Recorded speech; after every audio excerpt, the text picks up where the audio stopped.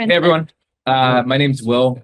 I am contributing to Bangkok currently, and we actually just recently put some new KMS software together.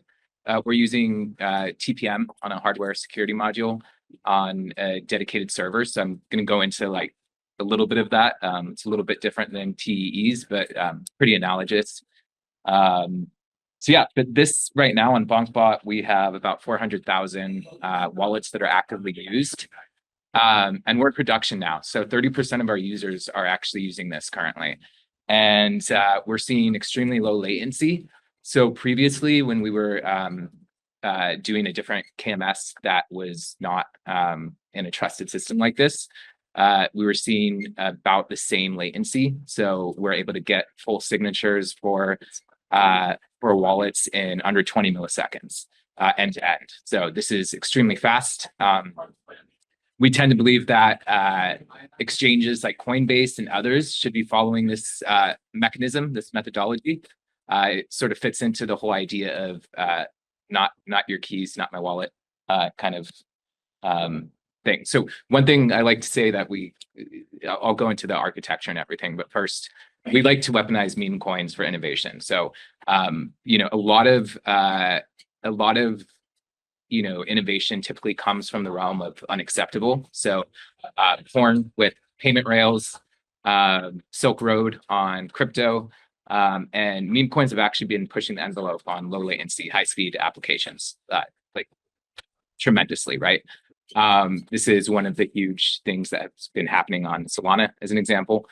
And so for this reason, we needed to develop something that both solved security for users, was extremely low latency, had proper validation, and yeah, so go into that a little bit. So like I said, this is in production, so this is pretty cool. We're seeing around 20 millisecond latency. We haven't even optimized. We could get this down easily, sub 10. I think other sort of standard out of the box wallets, things like I think Turnkey or Privy, they're boasting like 200 millisecond latency. That was unacceptable for us. So this is why we built this in-house. So one thing is part of our culture at Bangkok is we have loyalty to our users, not to idealism. So we actually aren't building this to fit an idealistic mindset of decentralization or things like that. We're actually building this because we're trying to serve our users' needs. So what does that mean? It means we can't censor them. Not your keys, not your crypto, I was just mentioning. Low latency, high security. Users have full control over their wallets. And actually, we are optimizing for this to be provable in a court of law, actually first. And then eventually, we will be checking in attestations and everything on chain. So this is our priorities. We are not idealistic. We are here to ship and serve our users first and foremost. So why, some key terms, whatever, but so why are we doing this on a dedicated server? And versus you can think of TEEs as more virtualized mechanisms, right? So let's skip this for now. So basically a few things. So we're basically able to develop a custom Linux kernel. So this is really helpful for security aspects. So we can control things such as there is no remote access. The only access to this custom kernel is a data bus that has basic communication processes. There's no processes that can run except for this KMS software. Then it is replaced directly with the KMS software. This means no extra processes can be spawned. Nothing custom can be spawned. Another thing that's really nice about dedicated servers is we get memory persistence. So memory persistence is really cool because you can have nonces that are directly attributable to things such as version numbers. That means rollbacks can't happen and they can be provable directly on the hardware versus having to trust someone like SGX to do some type of kind of in the middle verification. We believe that this setup helps us in our case to protect us against side channel attacks. And we don't have vendor lock-in. So, and it's different cost base. It's a little bit more expensive. But one thing I just want to be clear, we're not saying that our approach is better than the TE approach. It just fits our use case really well. And it fits some of our priorities really well. And we are focused on being having KMS software essentially here. We're not trying to be a sequencer, for example. We're not trying to be a decentralized sequencer. We're really just a non-custodial signing system. So user requirements, no human other than the user has knowledge and access to the user's private keys. This includes anyone working at Bangkok, cloud providers, data center. Only the user can initiate transactions. All transactions must match the user's intent of what a transaction shall accomplish. So part of this is we are an intent-based wallet, actually. So if any transaction is submitted that goes against a prior user intent, it will not validate. We use WASM scripts to do this. We set up a WASI runtime. I'll go into that in a second. I'm probably running out of time, so I'm going to just start speed running through things. So this means that the user is protected if the underlying smart contracts are compromised. So if someone takes over Telegram, if someone takes over your front end, and they try and swap out a different set of transactions, it won't fit the fingerprint that has been approved. WASM does the validation on any transaction that happens. That runs in under a millisecond on the host environment. And we know that there's not going to be some random instructions that are transferring funds to other wallets. So some security measures we get. So basically in this approach, the TPM, the Trusted Platform Module, is in charge of having a secure boot process. And it also is in charge of verifying that basically there's a master key that the hardware holds onto, which is used to decrypt and encrypt keys. Now, this is stored in a linked list of memory pages with random data.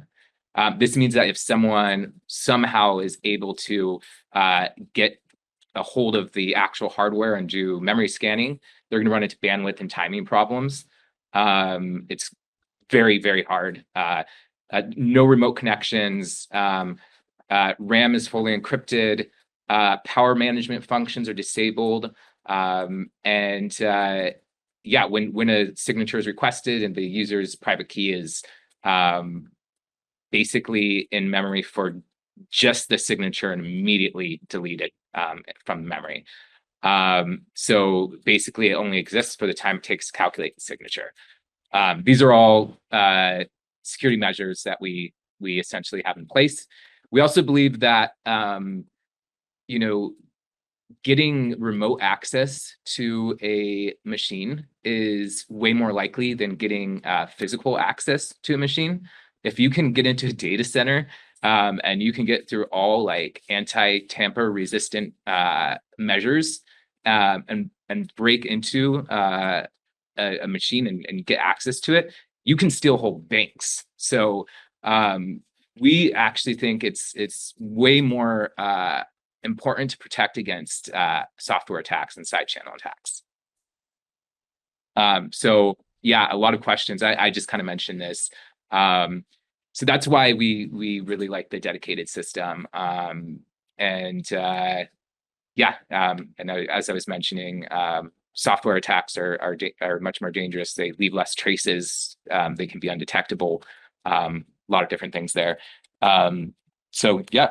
I'll kind of speed through this, but basically the Trusted Platform Module isn't the thing that's actually signing. It's used to measure the whole boot process. And basically only predetermined software is able to run on this. So the TPM is not actually being used to sign. It's being used to verify that the signing software exists as it exists. Okay, cool. Yeah, so its main function of the TPM is to generate keys and seal them.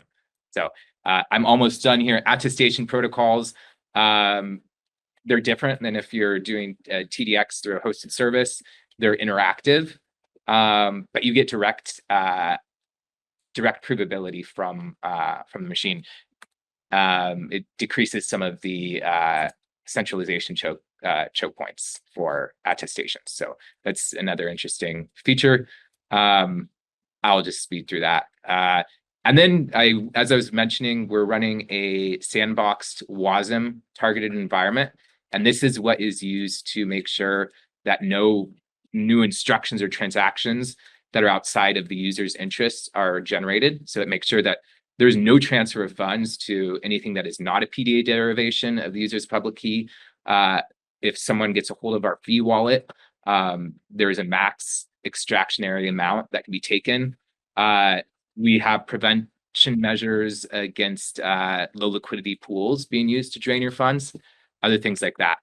You can think of it as akin to validation abstraction and a set of constraints, which basically add up into what we call an intent. So yeah, I think my time's up, but this is in production and this is working really, really well right now. So, and it's been in production for almost a month, actually. We've been sort of stealthy about doing that. So yeah, any questions? Yeah, I was wondering what the long-term vision is here. I mean, it's very interesting to go from having like a Telegram bot to focusing on the key signing. It's an unusual sort of mix of business concerns. Yeah. Really quick, is Alex in here, the next speaker? So for the company in general, yeah. So we're a pretty cracked team. I would say like really highly technical team, from a lot of very, very interesting prior positions. I think most of us are doing this because the problems are really interesting and cool. So I think in general, we want to grow our user base, and we are the modern Coinbase and exchange, and that will kind of continue to play out. Yeah. Any other questions? Yeah. Sorry, can you repeat your question? I gotta write these down. Saying what's the long-term vision here? It's like obviously an interesting business strategy to like be building this and to have a Telegram bot at the same time. I was wondering where this feeds long-term.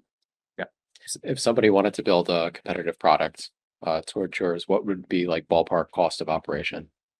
Oh, I don't think I can answer. I don't think I should answer that, but yeah. But if you're curious, we've had over $9 billion go through us at this point in volume. I think our profit has been around $150 million. So yeah. Any other questions? How do we know that you're doing all of these things that you say you're doing? So it's actually under audit right now. So with OtterSec, we will open source the WASM modules probably within the next month. The host environment will be open sourced that runs the WASM modules, and then we will release a reproducible build for the entire setup that we have as well. But currently, audit is yeah. Any other questions? Yeah, cool. Thanks, guys. Thank you. I'm curious, what else do you think we can use meme coins to bootstrap innovation for, Will?